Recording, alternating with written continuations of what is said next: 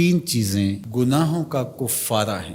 فَإِسْبَاغُ الْوُضُوءِ فِي الصَّبَرَاتِ، جھاڑے میں ٹھنڈے موسم میں پورا وضو کرنا ہے، مکمل اہتمام کے ساتھ وضو کرنا موسم سرما میں، یہ گناہوں کو مٹا ڈالتا ہے۔ اور دوسری چیز ارشاد فرمائی وَإِنْتِظَارُ الصَّلَاةِ بَعْدَ الصَّلَاةِ، ایک نماز کے بعد دوسری نماز کا انتظار کرنے بیٹھ جانا، کہ عصر پڑھ لی اب مغرب پڑھ کے جائیں گے، مغرب پڑھی اب عشاء پڑھ کے جائیں گے، تو ایک نماز کے بعد دوسری نماز کا انتظار۔ حضرت عبداللہ ابن عباس رضی اللہ تعالیٰ عنہ فرماتے ہیں کہ حضور فرماتے ہیں کہ میں نے اپنے رب کی زیارت کی۔ حضرت عبداللہ ابن عباس فرماتے ہیں کہ میرا گمان ہے کہ یہ حضور کسی خواب کی کہانی سنا رہے ہیں۔ تو ارشاد فرمایا کہ جب میں نے اپنے رب کی زیارت کی تو میرے رب نے مجھے کہا کہ یہ فرشتے جو ملائے اعلیٰ میں بحث کر رہے ہیں یہ کس امر میں گفتگو کر رہے ہیں، فرشتے کسی معاملے میں تکرار کر رہے تھے، تو ان کی گفتگو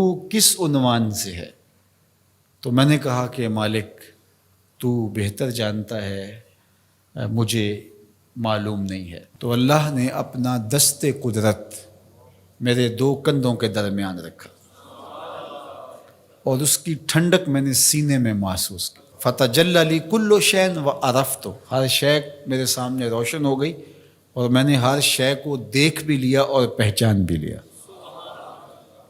تو پھر میرے رب نے کہا کہ اب بتاؤ، تو ظاہر ہے اس کا دست قدرت میرے دو کندھوں کے درمیان آیا اور ہر شے میرے سامنے آ گئی۔ تو میں نے عرض کی یا اللہ یہ کفارات اور درجات کے بارے میں آپس میں بحث کر رہے ہیں، اور وہ کفارات کیا ہے؟ المکث فی المساجد بعد الصلاۃ، نماز کے بعد مسجدوں میں رک جانا کہ دوسری نماز پڑھ کے جائیں گے۔ اس پر فرشتے ملائے اعلیٰ میں، عالم بالا میں بیٹھ کے گفتگو کر رہے ہیں۔ اللہ اکبر، یہ کتنا بڑا عمل ہے کہ جس پر فرشتے کہہ رہے ہیں بلے بلے، کیسے وہ لوگ ہیں جو ایک نماز کے بعد دوسری نماز کے لیے رک جاتے ہیں۔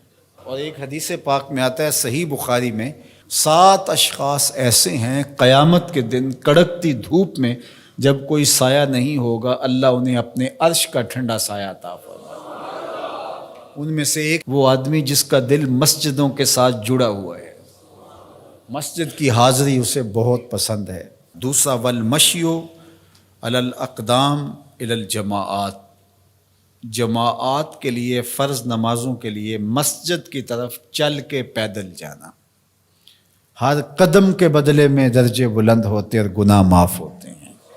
اللہ اکبر، یہ طلب کی گئی کہ دعا کیجئے کہ میرا گھر مسجد سے نیڑے ہو، تو کہا نہیں، تم جتنے قدم چل کے آتے ہو اتنے تمہارے گناہ معاف ہوتے، اتنا ہی تمہیں ثواب ہوتا ہے۔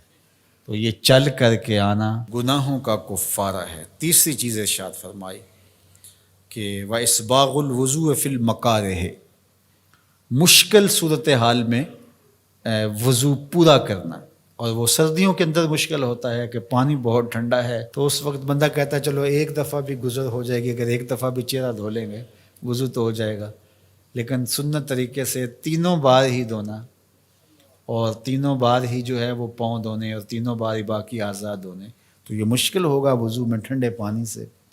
تو بہرحال مشکل میں وضو جو بندہ کرتا ہے تو اللہ کے لیے کر رہا ہوتا ہے۔ اللہ اکبر، تو اللہ تعالیٰ کو یہ بڑا پسند ہے، اس سے اللہ گناہ ختم کر دیتا ہے اللہ۔ تو یہ 3 چیزیں کفارات میں سے ہیں، یہ گناہوں کو مٹانے والی چیزیں۔